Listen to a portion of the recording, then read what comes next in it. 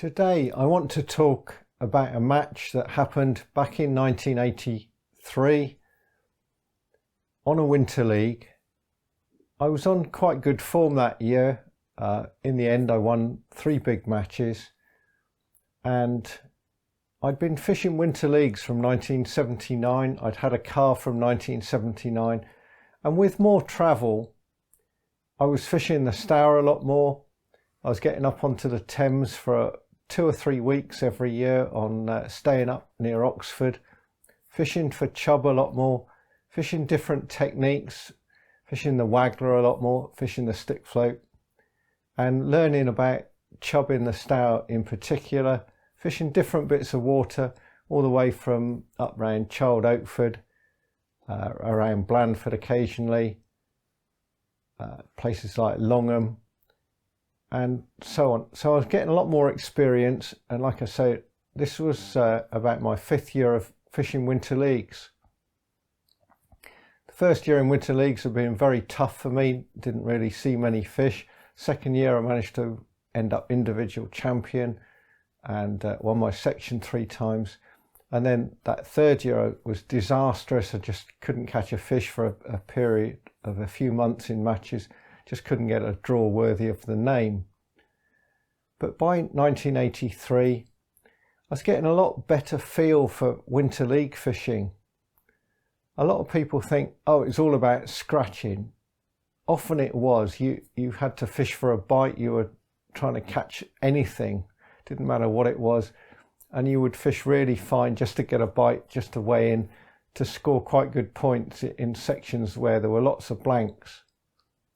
But it wasn't always like that, and I was starting to twig that sometimes there were decent pegs, and with the right approach you could not only get a good weight and do very well, you could fish in a way that you wouldn't blow out, and that takes the skill level to a higher level, and that's what I was trying to develop. I was trying to become a much better angler. And the only way you do that is through practice and looking at the gear you've got. And I think that's what happened in this particular match. I fished about 5 matches on the Dorset, 5 winter leagues that is, on the Dorset Stour at Wimborne. And the venue was pretty much always the same. We'd have about 4 sections of 10 up by Julian's Bridge, which was known as, upstream was Moys and below was known as Trickets. There were 1 or 2 little bits, I'd never figure out which was which, Parsons and Whites or something. But then through the town there would be about another 5 sections, and then down at Harding's Water near Longham Bridge, 3 sections, and they were always the ones to dread. Julian's Bridge could produce some chub, but a lot of it was very hard, a few days here and there, maybe the odd roach if you were lucky, or even grayling, but pretty tough going. And in perfect conditions, through what was known as Bailey's, through the town, would produce dace and roach. And maybe if it was dirty there would be some bleak there as well, but if it was clear they wouldn't show. Anyway, in 1983 the match was quite early in the year. It was the very end of October. The river was low and clear and the weather was cold. Cold northerly wind, frost at night, not very good conditions. And yet, I don't know, I seemed to be relaxed about this match. I wasn't panicking about it. And the day before I went and fished at Ham Preston, which wasn't in the match, but just to get a feel for how the Stour might be the following day. And I went there, and like I say, it was cold and it was clear. It was a cold wind. It had a slight frost in the morning. Never had a bite. After about 2 hours, I just thought, this is pretty grim. And I didn't fancy it at all the following day, but I was committed to fish it, so I was going to fish it. And I think I went elsewhere. There was a little still water at Corfmullen called Hillview Farm, and I went there and I caught, there were little carp like this, and little goldfish and maybe a few roach and stuff. So I went and caught a few fish on the pole there. Come the morning of the match, we did the draw and off we went, and I'd drawn below Canford Weir, so I took Chris Mackay, was a young lad at the time, he was about 17 or 18. He'd drawn above Canford Weir on the end but one section, and I'd got a peg below the weir, and I'd never been down there. To get to my peg involved going over a little suspension bridge and then downstream to find my peg. And my section was a split section, so there were half the pegs in my section were above the weir, so 5 pegs, and 5 of us below the weir, with 2 in the actual huge weir pool, 1 on the tail of the weir just after it came down some shallows, and then there was a long stretch of shallows, and I was on these shallows, and about 40 or 50, possibly 50 yards below me was the end peg with Alan Sellers, one of the top Christchurch anglers, very good at catching chub on the Stour in matches. And I just didn't know the water at all, and I looked at my peg. I was opposite a long island that's still there, and on the island there are trees, and behind it there's a little tiny back stream that came back to the main river at the next peg, at Alan Sellers' peg. And what I didn't know was that his peg was a noted chub peg, really good chub peg. The river, as I say, was low. We'd got 5 degrees of frost. It's the 31st of October, I think it's 31st or 30th, and it's -5 overnight. And the river is a foot down, so the deepest part of my swim is 18 inches. That's pretty shallow after a hard frost. And there's a bit of flow through there. I can see the bottom pretty well all the way across, although when you say you can see the bottom, it doesn't mean you can see fish that are there. Fish camouflage themselves, they change colour to match the bottom, so there might be fish there. And what had happened at about 8 o'clock is some cloud had come over on the over the clear conditions, so it was now cloudy, overcast, and it was warming up fast. So although when I got to my peg I'd sort of frost on my wellies, that was melting quite quickly, so the temperature was lifting quite nicely, and it would turn out to be a fairly mild day, but it was -5 overnight. Faced with a peg like that, there was only really one approach, and that was to set up a float rod, which in my case was the old John Dean rod, the Bruce and Walker John Dean, with a Trent trotter.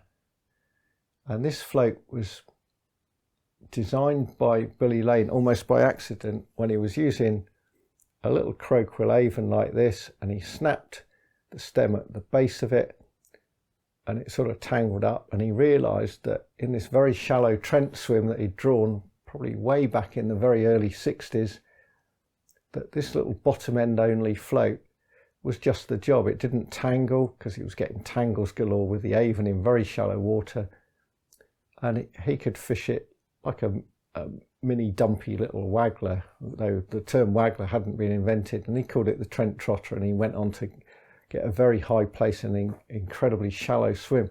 So it's the Trent trotter, and this is an original ultra one, which is Billy Lane's float company basically, with a bit of beach dowel, a little balsa body, and it took about, I suppose, a treble A and a BB to lock it. There was a slightly bigger version, and then you could just have a number 6 down line or a couple of number 8s. Very, very simple, set very shallow. And that was my only real approach. And fishing casters, minnows didn't count in the Winter League back then. Anyway, tackling up didn't take long. There's a big barbed wire fence, and then a big sort of sandbar going out about 5 or 6 yards to stand on with rushes. And I just got myself nice and comfortable on there, ready for the off. And there was a little tiny ranunculus bed about 5 yards out, probably 3 yards long and a yard wide with little channels in it, only a foot of water. And I was watching this with 10 minutes to go, and I noticed a dace swimming in there about like this, about 5-6 inch dace. And I thought, if I can catch that fish, maybe I can avoid a blank, because I knew that there were going to be a lot of blanks that day. And with a swim that's very shallow, got no idea what might be in it, maybe a fish, to get a fish in the net would be good. So I'm watching this dace swimming around under the weed. And about a minute to go, a bloke walks along right on the fence line. Mostly the footpath was back about 10 or 15 yards. And he said, "Oh, we're going to have a hard day today." Or something, I don't know. And then he was gone. And that dace, I couldn't see it anymore. Whether he'd frightened it off, I don't know. Anyway, the whistle went, and my main run was, the river was about 20 yards wide there, was going to be about 3/4 of the way across, so about 15 yards out. And I catapulted some casters across and down, a few more down the swim, just getting a little stream. And I started messing around with this Trent trotter alongside this weed bed just to see if it was still around, and feeding just a few casters there just to see if I could pick up this one fish. Anyway, after 10 minutes, it was obvious this dace had done a total vanishing act. And I fed the swim maybe 6 times, the main swim. And I thought it's time to try there. And I think I was probably fishing double caster on an 18. I didn't really know what to expect. Anyway, I cast out with a Trent trotter, and down it went, and down and down and down. I got about 30 yards down, boom, and I've got a fish, a good fish. And there were no, apart from this little ranunculus bed close in, which wasn't very deep in weed or anything, no real snags in the swim. So I played it carefully, I got it out. A chub of 1 3/4 pounds, well, there's a good start. 15 minutes, or barely 15 minutes of the match gone, I've got a fish. Make sure my landing net is over the keep net. Anyone who's ever caught chub on rivers in matches, they'll jump out if you're not careful, even if the net's 2 or 3 foot above the water. So landing it on top of that. And I thought, right, I'll just feed it a couple of times. I got all the time in the world. And I went in again, and this time it went about 20 yards down again. And this is a bigger fish, bigger chub. And I got this one out as well. And this one's over 3 pounds. And I'm thinking, I've got about 5 pounds of fish. There's over 4.5 hours to go. I need to really take my time with this swim. There's obviously chub there. Don't go at it like a bull at a gate, just slowly, steady. Now, I don't smoke, I've never smoked, but it was almost the sort of thing where Ivan Marks, for instance, in this sort of instance, would smoke a cigarette, just take his time, 10 minutes while feeding. But I did eat shortcake biscuits with currants. So I sat and ate a couple of biscuits while catapulting out a few casters, just taking my time. And after about 15 minutes, I thought it's time to cut casting again. And I got another chub, about 2 pounds this time. I think this is all right. Did the same again. Patience, patience, patience. Cast in again. A couple of trots later, got another one, about 1.5 pounds. And I'm now thinking we got 4 hours, or nearly 4 hours of the match to go, and I've got about 7 or 8 pounds. You're never sure with chub weights. It's probably enough to frame. Not necessarily going to win the match or win the section, but this is good. Just patience, patience. So again, I just fed and waited. 8 more biscuits. Went in again after 2 or 3 trots, and by now the fish have moved up the swim, got another chub. And of course, each time you hook a chub in very shallow water, and I'm trying to keep them down, not splashing them about, but the disturbance is disturbing the swim. So each time I want it undisturbed. I've got no idea what Alan Sellers is catching. I can't see him. He's out of sight. There's some willow bushes. If you go down there now, I could show you the swim, and there's massive trees where he was fishing. It's very different. But willow trees grow so quickly that nearly 40 years means that what was not even saplings are now grown up. There's still big chub in that area. And then by the time we got to the hour-and-a-half mark, so about 11:30, I got my 6th chub. Again, they're not big. They're averaging a couple of pounds. And I'm thinking I've got 12 pound of fish in the net, and that's got to be definitely a top 3 place. I still got 3.5 hours to go. But then it went, even though I rested it, very, very quiet. Hour after hour, just nothing doing. Where are they? I don't know. With about 40 minutes to go, it started to get one or two little rises well down the swim. And I didn't think they were chub, but I went down to a 22 hook from the 18. I might have been even on a 20 anyway. And back then I would have been on a Mustad 39853, a little round bend forged hook. And I got 2 of these little dace. Well, they're not adding an awful lot to the match, and they weren't in the event that critical anyway, but a couple of little dace for an ounce and a bit. And then I got another chub half an hour to go. Got yet another chub about 2 pounds. All right. Switched back to a 20 from the 22. And I hooked another chub. And this was the first and only one I lost. It dug its nose into the gravel and managed to rub the hook out and unhook itself. Rested the swim again, stepped up the feed. I'm thinking, well, I'm running out of time now. It's all or nothing. And I got a final chub about 10 minutes from the end. So I've ended up with 8 chub and 2 days.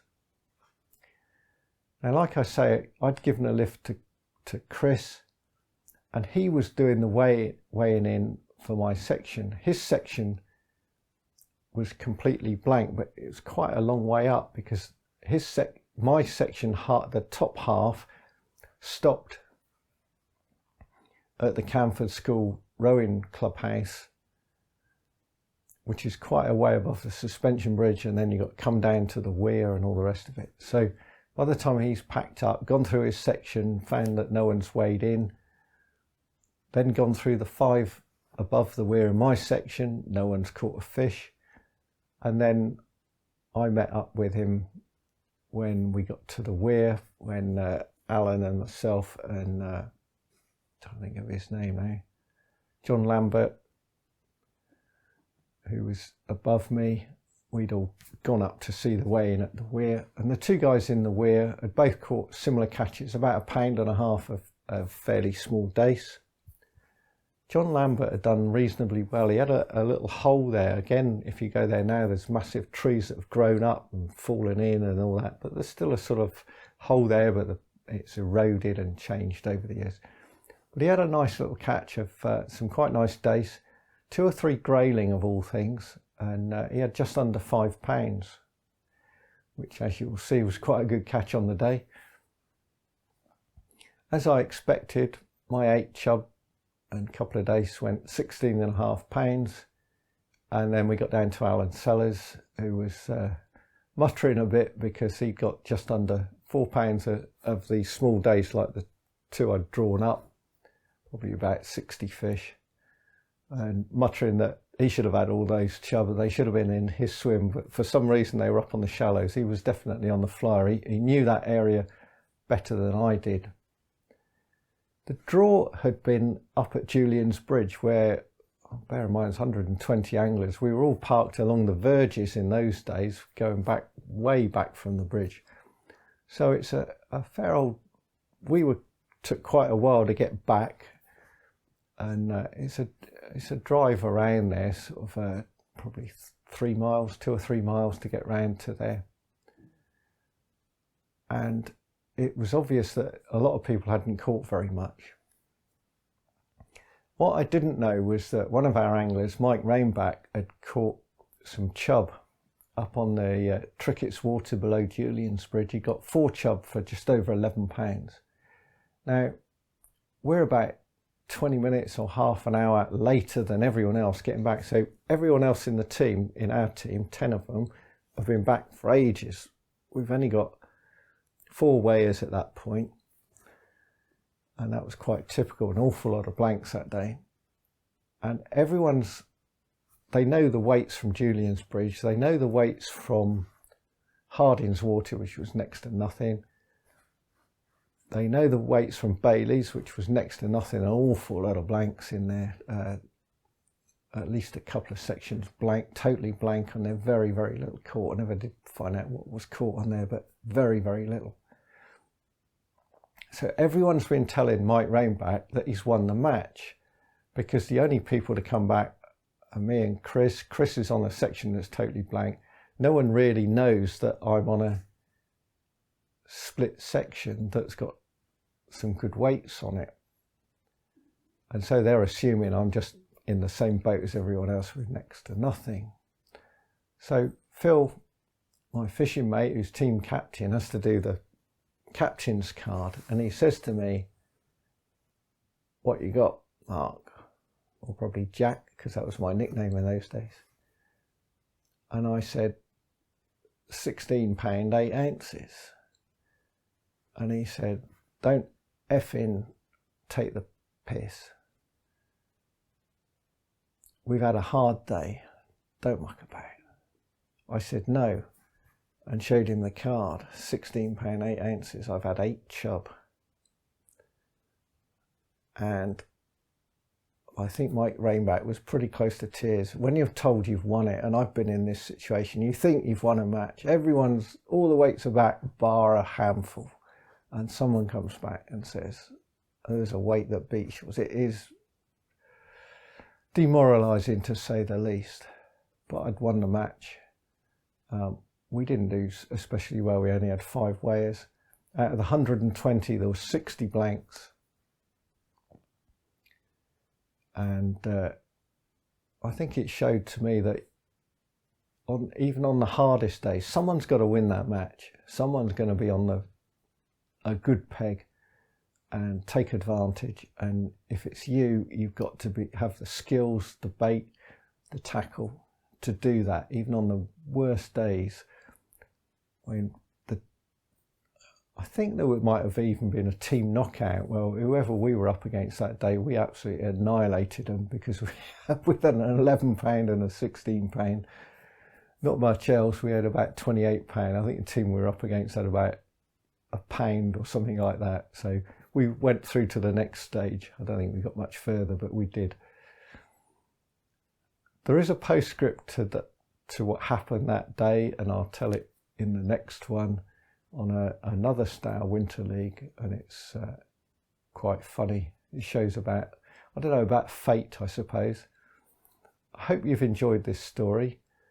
It shows the importance of anyone who fishes rivers that have shallows of carrying a Trent trotter or two, and they're not hard to make. You make one out of I'd probably make one out of a hollow pole float tip and a small balsa body and a little cane peg in the bottom. And something that takes 3 or 4 BB, and you can fish in down to a few inches of water. You can also use little stubby bits of peacock quill and all sorts of things like that, but a very useful float to have regardless of where you're fishing. So that's it for today, and it's goodbye for now.